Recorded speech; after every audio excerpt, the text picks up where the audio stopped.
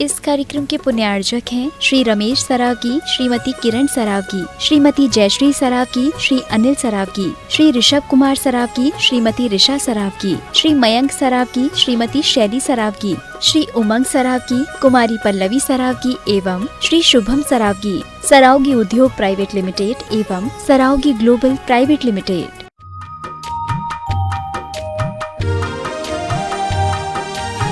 शास्त्र दान का सौभाग्य प्राप्त करेंगे। आ जाने दो। जिनवाणी जग मैया जन्म में दुख मेट दो, जय जिनवाणी मैया जन्म में दुख मेट दो। समो शरण सा महल तुम्हारा गढ़ दर्जे से भैया, कुंद कुंद से पुत्र तुम्हारे तीर्थंकर से सैया।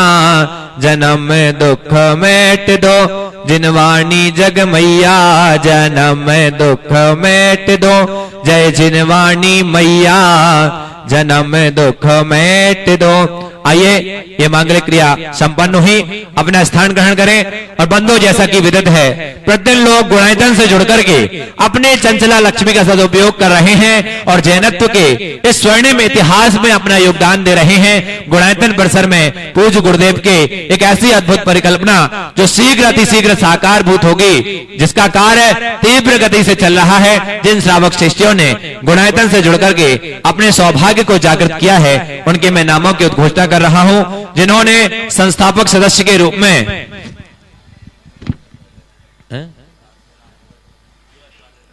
जिन्होंने ये सौभाग्य प्राप्त किया है, उनके नामों की घोषणा कर रहा हूं। अपने पूज्य पिता श्री स्वर्गीय श्री नरेंद्र कुमार जी एवं पूज्य माता स्वर्गीय श्री मती हीरा रानी जैन चक्राता देहरादून की पुण्य स्मृति में उनके पुत्र एवं पुत्र वधु अनु जैन व चारू जैन, पौत्र पौत्री सानिया जैन एवं सारा जैन कैलिफोर्निया से संस्थापक सदस्य के रूप में जुड़े। एक बार जोरदार करताल ध्वनि से स्वागत कीजिए। साथ ही सिंगापुर से श्री अजय कुमार, रीता जैन, अर्चिसा एसानी जैन सा परिवार, श्री अजय अजित कुमार, ज्ञानमाला जैन, मनमोहन, अलका जी, मनोज, नीलम, मनीष, मंजू जैन, डॉक्टर राहुल, मेघना, अभिनव, मनाली, यश, मन्नत, नमन, महेंद्र जी, प्रभा जी, चिंटू पाटनी सा परिवार, स्वतंत्र कुमार जी मोदी, स्वर्णिम जैन ललितपुर से, कैलाश चंद जैन, श्रीमती प्रमिला जी, निशांत जी, जूही जी, अक्षत, अशोक जी, सुनील जी पाटनी, नितिन, संगीता जी काला सा परिवार जयपुर से, और कानपुर से श्री सुमति चंद जी, श्रीमती मिथिलेश जैन, विजय, अलका, अजय, नीलिमा जैन सा परिवार को जोरदार करताल ध्वनि से स्वागत कीजिए। इन्होंने संस्थापक सदस्य के रूप में जुड़ करके अपने जीवन का सर्वश्रेष्ठ लगाया है और साथ ही साथ पुण्यकार्जन किया है। साथ ही स्तंभ के रूप में जिन्होंने जुड़ने का सौभाग्य प्राप्त किया है, सुरेश चंद, मंजू जैन, पीयूष, रुचि, आशा, अभिनव, आयाम, अरहम, इवा जैन दुर्ग से। एक बार जोरदार करताल ध्वनि से स्वागत कीजिए। सूत्रधार की सदस्यता जिन्होंने प्राप्त की है, श्रीमती कमला देवी अजमेरा, धर्मपत्नी स्वर्गीय भंवरलाल अजमेरा नीमच से, लखनऊ दौन से श्री धन्य कुमार, पीयूष कुमार जैन सिंघई, श्री प्रज्ञान सिंघई सा परिवार, जबलपुर से श्रीमती पद्म जैन, श्री धर्मपत्नी स्वर्गीय संतोष कुमार जैन, अभिनव, आकांक्षा, आदिरा, अनुभव जैन सा परिवार, मुंबई से आदित्य जैन, मृदुला जी, जय कुमार, पूर्वी जैन, जयपुर से श्री महेंद्र जैन, श्रीमती मधु जैन, वैभव जैन, श्रीमती शिवानी जैन, सागर से श्रीमती सरिता नायक, डॉक्टर रितेश, कीर्ति, नीरज, तनुश्री, संबोधि, श्रेयस, केवल्या नायक सा परिवार, भरतपुर से श्री दिनेश कुमार नरपत्या, श्रीमती उषा जी नरपत्या, डॉक्टर दिलीप, श्रीमती पूजा जी, सीए मनीष जैन, ऋचा जैन सा परिवार। निर्माण सदस्यता जिन्होंने प्राप्त की है, निर्माण निधि से निर्माण सदस्य श्री एससी जैन, श्रीमती प्रकाशवती जैन दिल्ली से सा परिवार, और साथ ही निर्माण सारथी आकांक्षा जैन, धर्मपत्नी स्वर्गीय गौरव जैन नागपुर से, जो कल उपस्थित नहीं हो पाए हमारे बीच उपस्थित हैं आज। यदि उपस्थित हो तो आ जाइए और उनके सम्मान के लिए श्री सुभाष जी जैन CEO गुणायतन वो आए और उनका सम्मान करें। निर्माण मित्र की सदस्य जिन्होंने प्राप्त की है, श्रीमती कोकिला, अरुण सेठी, हर्ष, ममता जी अजमेरा अजमेर से सा परिवार, दयोदय महासंघ से श्रीमती राज जैन, धर्मपत्नी स्वर्गीय सुरेंद्र कुमार जैन सा परिवार। निर्माण निधि की जिन्होंने सदस्यता प्राप्त की है, 21,000 रुपए की विशेष राशि जिन्होंने स्वीकृति प्रदान की, डॉक्टर आशीष राव साहेब दराड़े, मालती आदगोणा पाटिल एचल करंजी से, गुजरात से श्री उमर राव चंद सौगानी, महसाणा गुजरात से, मूणबत्री से संभव कुमार, राजेश्वरी एस कुमार सा परिवार, मंगलुरु से मनमत कुमार, रूपा मनमत मंगलूर से, और टीकमगढ़ से कैलाश चंद जैन, एलडी श्रीमती बिमला जैन, साफ परिवार को जोरदार करताल ध्वनि से स्वागत बंदन अभिनंदन कीजिए। साथ ही निर्माण निधि की जिन्होंने सदस्यता प्राप्त की है, श्री राजकुमार श्रीमती गुणमाला जैन रायसेन से, बोराव से श्रीमती घापू भाई, तेजमल जी, सुरेश कुमार, प्रकाश चंद जी, सुकन्या, जबलपुर से श्रीमती किरण जैन, संगीता जैन, टीकमगढ़ से हरीश चंद, मधु जैन, वीना से कुसुम, सुलेखा नायक, गुना से उषा शैलेंद्र कुमार, निशांक, शशांक, छायांक जैन, मोरनीपुर से संदीप जैन, श्रीमती शुभ्रा जैन, यशी के जन्मदिवस के उपलक्ष्य में यश जैन, बालाघाट से श्रीमती निर्मला, नारद, मयंक, संगीता जैन, इंदौर से प्रखर जैन, नारायण जैन, छपारा से राकेश कुमार, जयंत जैन, खामगांव से रजनी अनंतराव, अंजलि अजय जैन, जामनेर से अनीता अनिल जैन, दिल्ली से कमल सेठी, श्रीमती स्नेहलता सेठी, जबलपुर से दानी प्रकाश चंद, मनोज कुमार जैन, दुर्ग से श्रीमती समता सिंघई, अभय सिंघई, जवला, अहमदनगर से सम्मेद चकोर जैन, ढोले आर्या सचिन जैन ढोले, बंडा से श्री विजय कुमार जैन, मंजीला वाले धर्म श्रीमती दया जैन, जबलपुर से पवन कुमार जैन, श्रीमती सुनीता जैन, जबलपुर से आमगांव से श्रीमती चंपी बाई जैन, धर्मपत्नी स्वर्गीय मुल्लाम चंद जैन। एक बार जोरदार करताल ध्वनि से स्वागत बंदन अभिनंदन कीजिए। साथ ही जिन्होंने निर्माण दान में अपना सहयोग प्रदान किया है, श्रावक श्रेष्ठी धनराज जी पाटौदी सापरिवार अजमेर से 21,000 रुपए, 11,000 रुपए श्रीमती प्रेमलता छावड़ा जयपुर से, 11,000 रुपए की राशि धीसूलाल जी, श्रीमती प्रेमबाई, अरुण प्रतिभा, राजेश, मीनाक्षी, अभिनव, अवनी, नैना दोषी सा परिवार अजमेर से एक बार जोरदार करताल ध्वनि से स्वागत बंदन अभिनंदन कीजिए। साथ ही जिन्होंने आज स्वर्ण दान में अपना यह सौभाग्य जागृत किया है, मंजू लता जैन पुत्र एकांत जैन, जगनजवा सौदा मध्य प्रदेश से 5.28 ग्राम सोना जिन्होंने गुणायतन को समर्पित किया। एक बार जोरदार करताल ध्वनि से स्वागत बंदन अभिनंदन कीजिए। नहीं हो गया सब। और आइए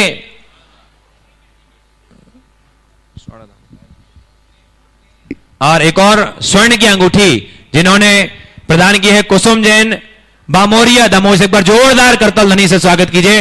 इन्होंने एक स्वर्ण की अंगूठी गुणायतन में समर्पित किया। आइए चलिए बंधुओं चलते हैं जिस कड़ी का आप सबको हम सबको इंतजार है। गुरुदेव के श्री चरणों में निवेदन करते हैं कि हे गुरुदेव अपनी मंगलमय वाणी से हम सबको अनुग्रहित करें। नमोस्तु गुरुदेव, नमोस्तु गुरुदेव, नमोस्तु गुरुदेव। ओ सभी लोग अपने दोनों हाथ जोड़ लें और मेरे साथ महामंत्र के स्मरण के लिए अपना मानस तैयार करें।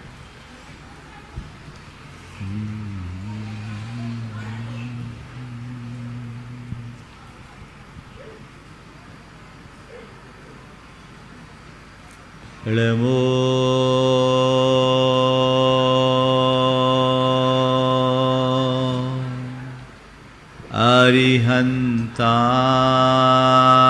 अरिहन्ताणम्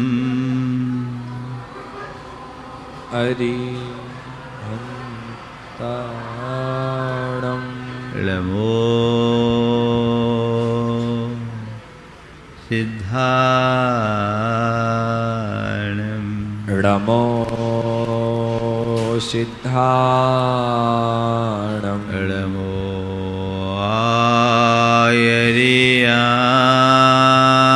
आयर्याणम् नमो आयर्याणम् नमो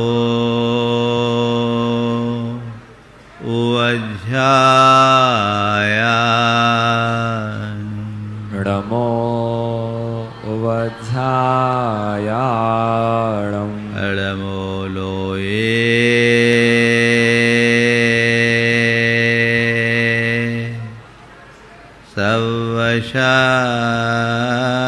सवशाहुनम् नमो लोये सवसाहुडम्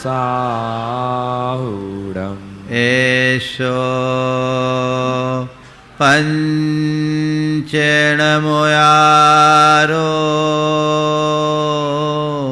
एषो पञ्चणमो यारो सौवपावपणाशनो सौवपावपणाशनो मङ्गलाळं च सवेशिं मङ्गलारं च सौवेसिं पहमं होयि मङ्गलम्। पडवं होई मंगलम्। जय बोलो देवादिदेव खदराट श्री भगवान महावीर स्वामी की जय जय जय। अहिंसा परमो धर्म की जय जय जय। परम पूज्य आचार्य गुरुवर श्री विद्यासागर जी महाराज की जय जय जय। बोली परम पूज्य गुणायतन प्रणेता मुनिवर श्री प्रमाण सागर जी महाराज की, मुनिवर श्री अरह सागर जी महाराज की। कर्मों के बंधन का अनुभव करने के बाद ही उसकी निर्जरा का कोई उपक्रम हो सकता है। कल हमने बंध का भी अनुभव किया और निर्जरा को भी महसूस किया। शास्त्रों की बातों को जब तक हम शास्त्रीय चर्चा तक सीमित रखते हैं, वह केवल शास्त्रीय आदर्श बनकर रह जाती है। लेकिन शास्त्रों की बातों को जब हम अपने जीवन के अनुभव से जोड़ते हैं तो वो हमारे जीवन की एक बड़ी उपलब्धि बन जाती है। हमारा लक्ष्य निर्जरा का होना चाहिए और ये बात सुनिश्चित है, निर्जरा के बिना जीवन का उद्धार नहीं। तो अब हम कैसे निर्जरा करें? कल कहा गया था, सापुन दुविहा नेया सकाल पक्का तवेन कैमाना चौक गई नमपणमा बैजुत्तानम हवे विद्या। वह निर्जरा दो प्रकार की है, सकाल पत्ता अपने समय पर पककर होने वाली, और तवेन कैमाना तपस्या के द्वारा की गई निर्जरा। चाउ गई न पड़मा, पहली निर्जरा तो सबको होती है। वैजुत्तानम हवे विद्या, जो व्रतों से संयुक्त होते हैं उन्हें दूसरी निर्जरा होती है। अब हमें देखना है कि हमारी भूमिका क्या है। एक स्वाभाविक प्रक्रिया है, कर्म हमारी अज्ञानता के कारण बंधते हैं, आत्मा से जुड़ते हैं और समय पाकर वो अपना शुभ अशुभ फल देकर हमसे अलग हो जाते हैं।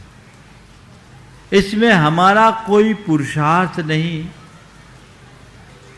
जैसे पेड़ पर आम पका और टपक गया, पकने के बाद तो टपकना होता ही है। ये प्रक्रिया हमेशा चलती है, लेकिन इस अवधि में हम जितने कर्म को झड़ाते हैं उससे कई गुने कर्म हम बांध लेते हैं। यहाँ कह रहे इसमें तुम्हारी कोई उपलब्धि नहीं। तुम्हारी उपलब्धि तब है जब तुम्हारे जीवन में कुछ अतिरिक्त पुरुषार्थ जुटे। जो कर्म अभी उदय में नहीं आने वाला उसे भी खींच करके निकाल दो। वो क्या है?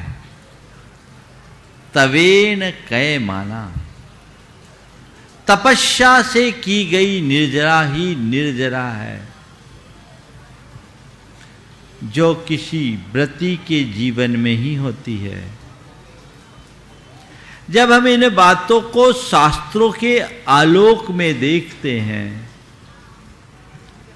तो हमारे आंखों के सामने व्रती, संयमी, त्यागी, व्रती और साधु सन्यासियों की छवि उभरती है।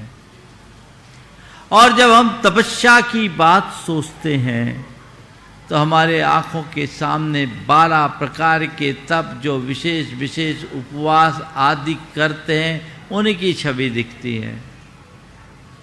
तो इसका मतलब तो ये हो गया कि जब तक हम व्रती और तपस्वी नहीं बनेंगे तब तक हमारी निर्जरा नहीं होगी, और निर्जरा नहीं होगी तो कोरा बंद होगा, और जब तक बंद होगा तो संसार में द्वंद्व होगा, दंद फंद होगा। यही होगा ना। मैं आप सबसे कहता हूं, ये वास्तविकता है। जब तक व्रती तपस्वी नहीं बनते तब तक जीवनोत्थान का मार्ग प्रशस्त नहीं हो सकता। लेकिन ऐसा कोई जरूरी नहीं है कि तुम अनुव्रती महाव्रती बनो तभी तुम व्रती होगे। ऐसा कोई आवश्यक नहीं है कि जिन बड़े बड़े तपों की चर्चा होगी, वो चर्चा शास्त्रों में है, उन तपों को करोगे तभी तुम तपस्वी होगे। मैं आज आपको कुछ ऐसे व्रत की बात करने जा रहा हूं और आपसे ऐसी तपस्या कराना चाहता हूं जो इन सब के बिना भी पुंज के पुंज कर्मों की निर्जरा कराती है। चाहते हैं आप? कल मैंने कहा था अनुभव, अनुमान, समझ और संस्कार। आज कहूंगा संकल्प, शक्ति, समस्या, तपस्या।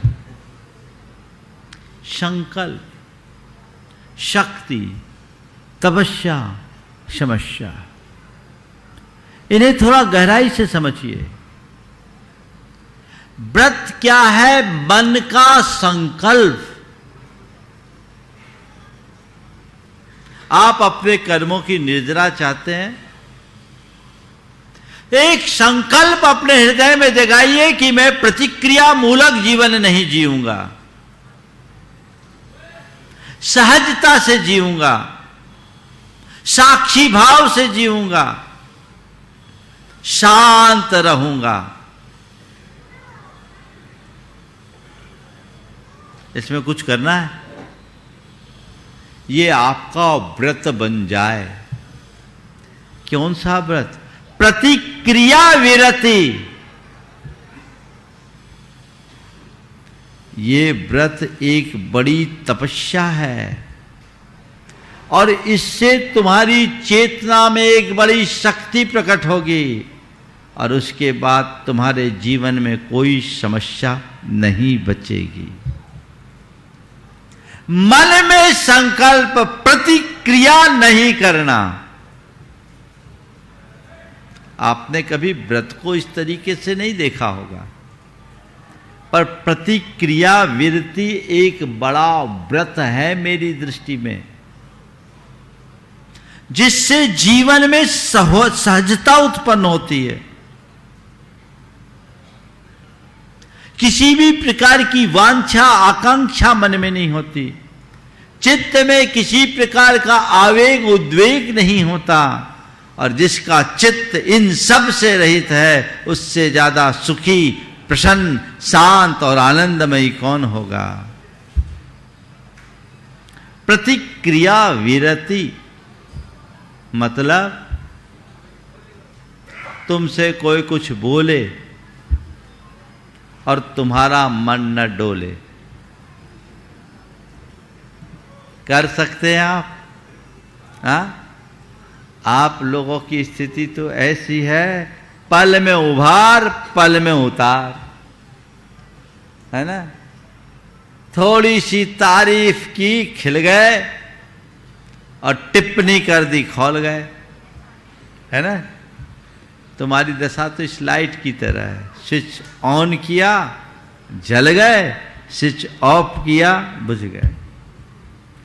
पल में ऑन ऑफ होता है।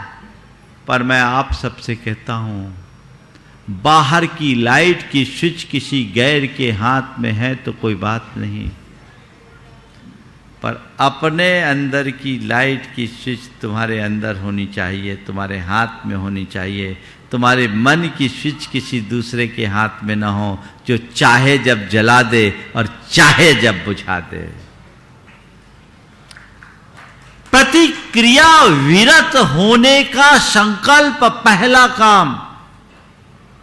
24 घंटे आनंदमय रहोगे, निर्जरा होगी, प्रतिक्रिया में बंद है और प्रतिक्रिया विरति में निर्जरा। उसमें न इष्ट है, न अनिष्ट, न राग है, न द्वेष, न संकल्प है, न विकल्प, न मेरा है, न तेरा।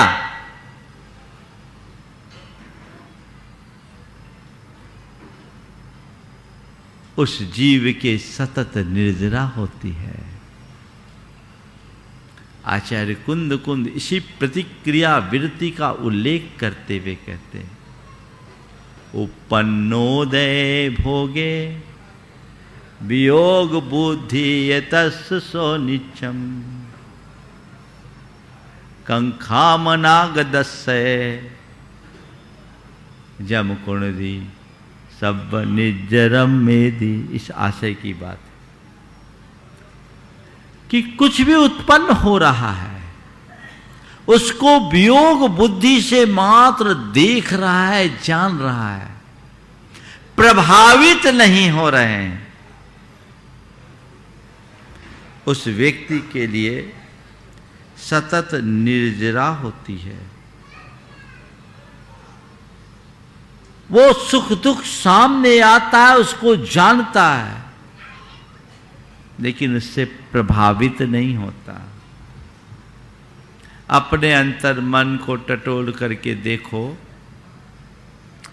24 घंटा चित्त प्रतिक्रियाओं से भरा रहता है।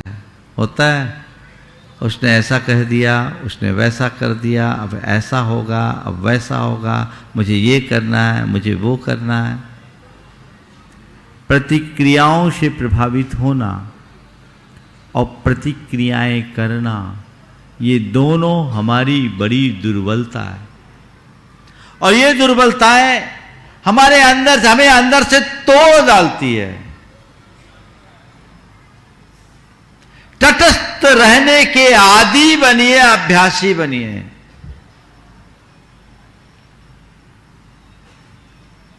और ये मेरी दृष्टि में कोई साधारण काम नहीं है, ये एक बड़ी तपस्या है। उपवास कर लेना सरल है, पर कोई अपशब्द बोले और अपने मन में समता रखना, क्षोभ ना आने देना बड़ा कठिन है। बोलो, सही बोल रहा हूं ना?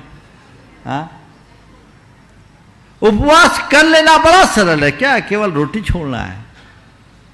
रोटी छोड़ना कठिन काम नहीं, लेकिन मन की ग्रंथि खोलना बहुत कठिन काम है। मन को ऐसा बनाइए कि कुछ भी हो, मेरी सहजता हमेशा बनी रहे। ये संकल्प महाराज बहुत कठिन है। चलिए मैं थोड़ा नीचे आ जाता हूं। पूरी तरह से प्रतिक्रियाओं से विरत न हो सको तो कम से कम छोटी छोटी बातों से प्रभावित होने से तो बच सकते हो, है ना? छोटी छोटी बातों से प्रभावित होकर के प्रतिक्रिया करना, इससे तो बच सकते हो। छोटी छोटी बातें भी तुम्हें उद्वेलित कर देती है और छोटी छोटी बातों के कारण बड़े बड़े झमेले खड़े हो जाते हैं। छोटी सी बात, उसने ऐसा किया, उसने वैसा किया, उसने ये किया, उसने वो किया, उसने मेरे लिए ये नहीं करने दिया, उसने मेरे लिए वो नहीं करने दिया। ये जो छोटी छोटी बातें हैं पूरी जिंदगी खोटी बना देती है। आज तय कीजिए कि मैं छोटी छोटी बातों से प्रभावित नहीं होऊंगा, उन्हें इग्नोर करूंगा। ये व्रत लीजिए, एक संकल्प लीजिए।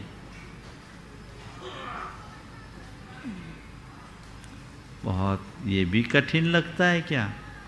हाँ, छोटी बात, किसी ने कुछ कह दिया, अरे हम तो जाना चाह रहे थे, शिखर जी जाना था, हमारी इच्छा तो थी, पर उन्होंने हमसे कहा नहीं, उससे कहा। अरे भैया, शिखर जी जाना था, हमसे नहीं कहा, तो तुम कह देते कि भैया हम भी चलेंगे। होता है। ये कौन करता है गड़बड़? ये कौन करता है? जिसको हमने अपने हृदय में बिठा रखा है। वो कौन है? वो कौन है? ईगो। वो है हमारे भीतर का अहम, जो हमें उद्वेलित करता है। एक अच्छे पुण्य लाभ का अवसर था, सब लोग आ रहे थे, मन भी था, और सामने वाले ने कहा नहीं। नहीं महाराज, कहा तो था, पर जाते समय फोन नहीं किया। जैसे आप बाराती हो, है ना? ये क्या है? मन की दुर्बलता है। मुझे तो एक दिन बड़ी हंसी आई कि एक परिवार आया वंदना के लिए, उनमें उनके समधी भी साथ में थे, अलग अलग कमरे में रुके हुए थे। परिवार तो वंदना के लिए निकल गया, समधी नहीं गया। बोले क्यों नहीं गए? बोले वो हमें जाते समय कहा नहीं कि चलो। अब ऐसे को कौन क्या कहेगा बताओ? कितना अज्ञान है, यहां तक आ गया और कमरे में पड़ा है, बोले हमसे नहीं कहा। हे भगवान, ऐसे लोग क्या करेंगे? मैं आप सबसे कह रहा हूं, छोटी छोटी बातों से प्रभावित न होने का संकल्प लीजिए। मुझे छोटी मोटी बातों को नजरअंदाज कर देना है, घर परिवार की बात हो या जीवन व्यवहार की बात हो। Let us go, ignore it, बस। नजरअंदाज करने की क्षमता। और आप अपने अनुभव को देखिए, जब छोटी बातों को पकड़ लेते हैं तो मन क्या होता है, और उन्हें नज़रअंदाज कर देते हैं तो मनोदशा क्या होती है। महाराज, पकड़ लेते हैं तो जकड़ जाते हैं, और नज़रअंदाज करते हैं तो आज़ाद रहते हैं। तय करो क्या चाहिए, जकड़न या आज़ादी? हाँ, आज़ादी। और करते कौन से रास्ते पे चलते हो? एक संकल्प। ये हमारे जीवन की एक बड़ी उपलब्धि होगी। अपने अंतर की समता को बढ़ाने का ये श्रेष्ठ माध्यम है, साधन है। हम लोग बातें बड़ी बड़ी करते हैं, पर काम बड़े छोटे होते हैं। तो व्रत संकल्प किसका? छोटी छोटी बातों से प्रभावित नहीं होंगे। चलिए और नीचे आ जाओ। इतना भी नहीं कर सकते महाराज, प्रभावित तो हो ही जाते हैं। चलिए और नीचे आ जाते हैं। कम से कम इतना कर लीजिए कि छोटी छोटी बातों से प्रभावित हो भी जाए तो नकारात्मक प्रतिक्रिया नहीं करेंगे। क्या ये कर सकते हैं? नकारात्मक प्रतिक्रिया नहीं करेंगे, किसी के प्रति रोष प्रकट नहीं करेंगे, क्षोभ प्रकट नहीं करेंगे, अपने मन को अशांत नहीं होने देंगे, उल्टी बात को भी सीधे अंदाज में लेंगे। ये संकल्प ले सकते हैं आप? बोलो। पहली बात, प्रतिक्रिया से विरत होना। चलो वो संभव नहीं, हमने कॉम्प्रोमाइज कर लिया। अब चलो छोटी छोटी बातों से प्रभावित नहीं होना, वो संभव नहीं, हमने और कॉम्प्रोमाइज कर लिया। कम से कम इतना तो करो कि नकारात्मक प्रतिक्रिया से बचेंगे, नकारात्मक प्रतिक्रिया नहीं करेंगे। ये संकल्प ले सकते हो। और ये भी नहीं कर सको तो फिर हम क्या करें? चुल्लू भर पानी में। और क्या है? और क्या? इतना भी नहीं कर सकते, यहां काय को आए हो?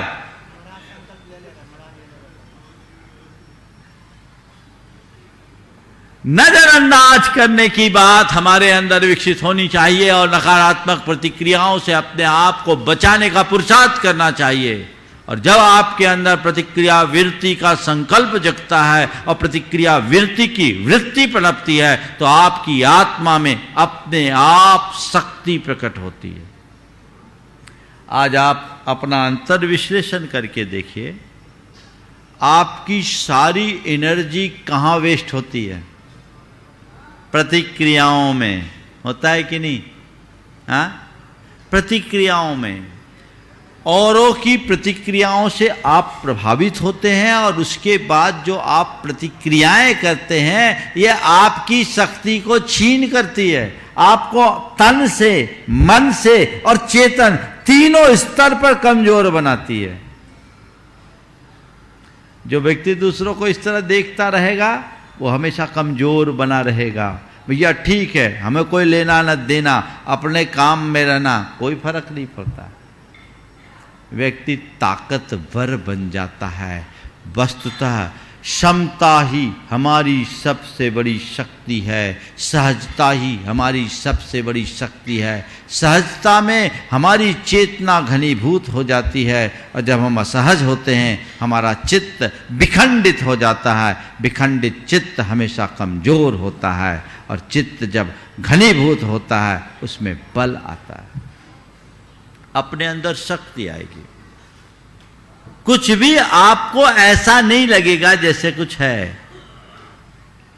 देखिए आपको बताता हूं, प्रतिक्रिया हमें कैसे कमजोर बनाती है और प्रतिक्रिया से विरत व्यक्ति कैसे शक्तिवान हो जाता है।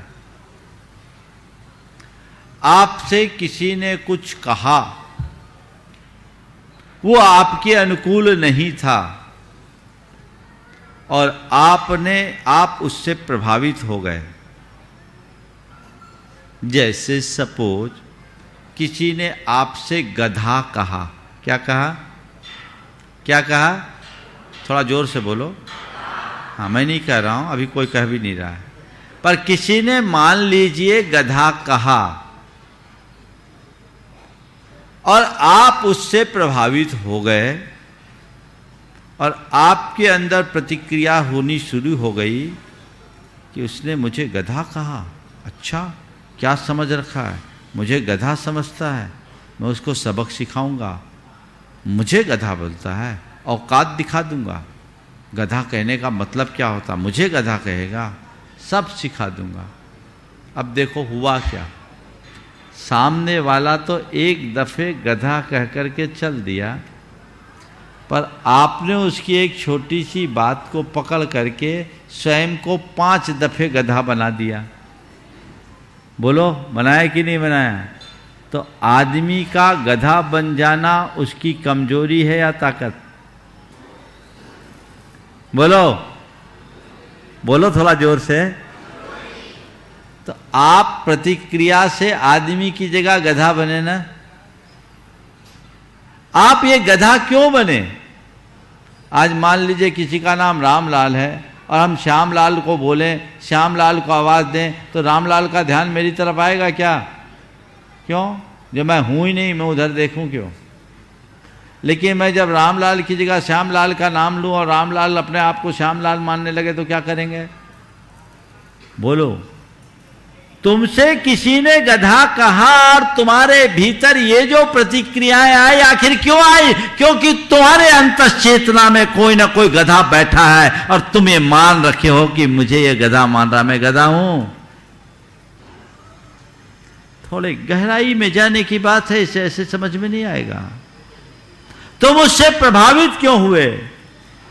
वो तुमने कहीं अपने अवचेतन में इस गधे को बना रखा है, यानी इन्फीरिटी तुम्हारे भीतर है और वह अवचेतन मन तुम्हें कमजोर बना रहा है, बना रहा है।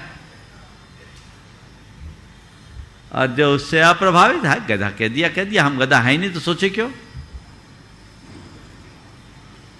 कह दिया सो कह दिया, हम उधर ध्यान दे क्यों? और फिर दूसरी बात, जब मनुष्य प्रतिक्रियाओं में जीने लगता है तो फिर क्या करता है, सामने वाले की लाइन को छोटी करने में अपनी ताकत लगाने लगता है, अपनी लाइन को लंबी करने की चेष्टा भूल जाता है। वहीं उसकी ग्रोथ रुक जाती है, वो वहीं के वहीं थम जाता है, वो वहीं जकड़ जाता है, क्योंकि उसका जीवन प्रतिक्रिया मूलक है। और अगर आप और बातों को इग्नोर करके अपने लक्ष्य और संकल्प की तरफ बढ़ते हैं, सतत उन्नतिशील होते हैं, सतत प्रगतिशील होते हैं, आपकी ग्रोथ दिनों दिन बढ़ती है। तो क्या हुआ, प्रतिक्रिया हमें कमजोर बनाती है और प्रतिक्रिया वृत्ति से हम सबल बनते हैं, हमें शक्ति मिलती है। समझ में आई कि नहीं आई बात? कमजोर मत बनो। एक्चुअल में कमजोर व्यक्ति ही प्रतिक्रिया करता है और प्रतिक्रिया से और कमजोरी आती है। अरे भैया वो क्या कहेगा, वो कैसा कहेगा, वो क्या कहेगा, उससे क्या होगा, मुझे जो करना है वो देखो। कमजोर लोग ये देखते हैं कि लोग क्या कहेंगे, और मजबूत आदमी ये देखता है कि मुझे क्या करना है। लक्ष्य को देखो, लक्ष्य की पूर्ति के लिए प्रयत्नशील रहो, तो संकल्प से फिर शक्ति विकसित होती है। आपने प्रतिक्रिया वृत्ति का संकल्प लिया, आपके अंदर सामर्थ्य विकसित होने लगी, आप शक्तिमान हो गए, क्योंकि हर संकल्प में शक्ति है। मनुष्य जैसा संकल्प लेगा उसके जीवन में वैसी शक्ति आएगी। ठीक है। अब महाराज, ये तो बड़ी समस्या, हर मनुष्य के सामने कई तरह की समस्याएं आती, और समस्याओं के आगे वो अपने आप को बड़ा कमज़ोर महसूस करने लगता है। कोई ऐसी समस्या आ जाए, क्या करे, और समस्याओं से तो हर व्यक्ति घिरा है। मेरे पास तो जो चाहे वो आता है, तो समस्याएं लेके आता है। अरे भैया, हमारे पास कोई ऐसा मार्ग नहीं है कि हम तुम्हारी समस्याओं का समाधान कर सकें। शंका का समाधान तो फिर भी कर देते हैं, समस्या का समाधान कैसे करें? लेकिन चिंता मत करो। आज भगवान ने हमसे कहा कि तुम्हारे पास बहुत लोग आते हैं, परेशान करते हैं, एक काम करो, एक फार्मूला दे दो, तो जितनी भी समस्या है उसका समाधान निकल जाएगा, समस्या बचेगी नहीं। बता दूं आप सबको, कोई भी समस्या हो, उसको अगर आप समाधान पाना चाहते हैं तो क्या करो, जो भी समस्या है उसको अपनी तपस्या मान लो, तपस्या का निमित्त मान लो। प्रतिकूल संयोग समस्या बनते हैं, समझ गए? समस्या क्या है? प्रतिकूल संयोग, और उसमें अपनी स्थिरता बनाए रखना हमारी तपस्या है। अगर हम प्रतिकूल संयोगों को सहज भाव से स्वीकारने की सामर्थ्य विकसित कर लेते हैं, तो समस्या भी तपस्या बन सकती है। मेरे संपर्क में ऐसे कई तपस्वी हैं जो आप जैसे लोगों के लेवल में जीते हैं, लेकिन उनके अंदर का स्तर बहुत ऊंचा है। मैं एक ऐसे व्यक्ति को जानता हूँ जिनकी धर्म पत्नी बड़ी कर्कशा है, बड़ी कर्कशा, और विचित्रता ये कि औरों से तो फिर भी मधुरता से बोल लो, लेकिन अपने पति देव का तो कभी लिहाज ही नहीं करती, और उससे इस तरीके से बोलती है जैसे लोग नौकर चाकरों से भी नहीं बोलते। एक रोज़ मेरे कमरे के बाहर दालान में वो अपने पति को संबोध रही थी। अब मैं अपने शब्दों में संबोधना ही कहूँगा, अपने पति को संबोध रही थी। वो शब्द मेरे कानों में पहुँचे, वो पत्नी की बात चुपचाप सुना, थोड़ी देर बाद मेरे पास आया। उस समय मेरे साथ एक सज्जन और थे, वो कह रहे थे, महाराज जी इनकी धर्मपत्नी कैसा बोलती है। मैं उसकी तरफ देखा तो उसने जो बात कही वो बहुत ध्यान देने लायक है। बोले, महाराज जी कुछ नहीं, ये सब चलता है, मैं आपके मार्ग में आना चाहता था, साधु बनना चाहता था, तपस्या करना चाहता था, मेरे घर वाले मोहवश मुझे ले गए, शादी कर दिए। मुझे तो ये लगता है कि मेरी धर्मपत्नी मेरी केवल पत्नी नहीं, मेरी तपस्या का निमित्त बन करके आई है। देखो सोच, ये कोई किस्सा नहीं बता रहा हूँ, यथार्थ बता रहा हूँ। उसने जो बात कही उसमें समय साथ झलक रहा है। उसने कहा महाराज मेरी धर्मपत्नी केवल मेरी पत्नी नहीं, मेरी तपस्या का निमित्त बन करके आई है। वो कुछ भी बोलती है महाराज मैं समता कर रखता हूँ, मेरे कर्मों की निर्जरा हो जाती है, इसे ही मैं अपनी तपस्या मानता हूँ। दूसरों की बात सुनकर ताली बजाने में बड़ा आनंद आता है। क्या तुम ये नहीं कर सकते? समस्या को तपस्या में बदला जा सकता है, बदला जा सकता है कि नहीं? कैसी भी समस्या हो उसे कर्मोदय मान लो और कर्मोदय का विकार मानकर समता से स्वीकार लो। सहज बने रहो, प्रभावित मत हो। कर्म की निर्जरा ही निर्जरा है। पर आप लोग निर्जरा की बातें करते हो, चाहते कहां हो? हर प्रतिकूल प्रसंग तुम्हारे लिए कर्म की निर्जरा का अवसर बनकर आया है। ऐसी समझ अपने भीतर विकसित करो। साधारण व्यक्ति हर अवसर में कठिनाई का अनुभव करते हैं और ज्ञानी व्यक्ति हर कठिनाई में एक अवसर ढूंढते हैं। अगर तुम्हारे भीतर समझ है, ज्ञान है, तो तुम हर प्रतिकूल प्रसंग में एक अवसर देखोगे कि ये मेरे लिए अवसर है, मुझे इस अवसर का लाभ उठाना है और अपने जीवन को बेहतर बनाना है। ऐसा पुरुषार्थ क्यों न किया जाए? कर सकते हैं कि नहीं कर सकते? ना हम तुम्हारा खाना छुड़ा रहे हैं ना पीना छुड़ा रहे हैं, हम तो तुम्हें केवल जीना सिखा रहे हैं। पर तुम हो कि वो भी नहीं चाहते, तो हम क्या करें? क्या लगना है इसमें? बोलो, कुछ लगना है? निर्जरा को जब तक हम इतने व्यवहारिक रूप से नहीं समझेंगे तब तक शास्त्रों की बातें जीवन में नहीं आएगी। आज हमने देखा है, हम लोग जो बातें हमें सुनाई जाती है वो हम कर नहीं पाते, और जो हम कर सकते हैं वो हमें बताई नहीं जाती।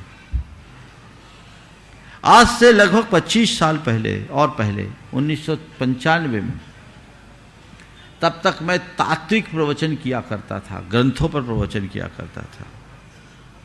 एक दिन अचानक मेरे मन में ऐसा विकल्प आया कि जो बातें हम बोल रहे हैं, लोग सुन रहे, तालियां भी बजा रहे हैं, पर ये जी तो पा नहीं रहे ये गृहस्थी में।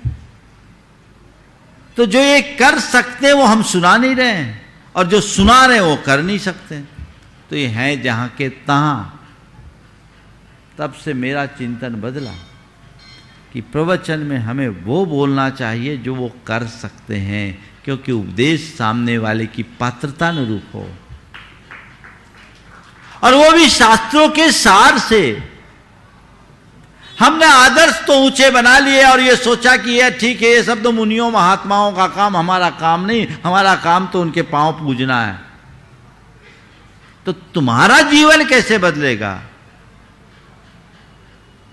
ठीक है, अगर मैं मुनि बनूंगा, महात्मा बनूंगा, त्यागी बनूंगा, तपस्वी बनूंगा, तब जो कर सकूंगा जरूर करूंगा, लेकिन अभी जितना मेरे हाथ में उतना तो मैं करूं, अपनी भूमिका के अनुरूप करूं।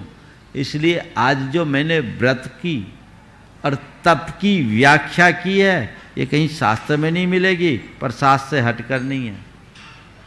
संकल्प का नाम व्रत है और जीवन में सहजता का नाम तप है।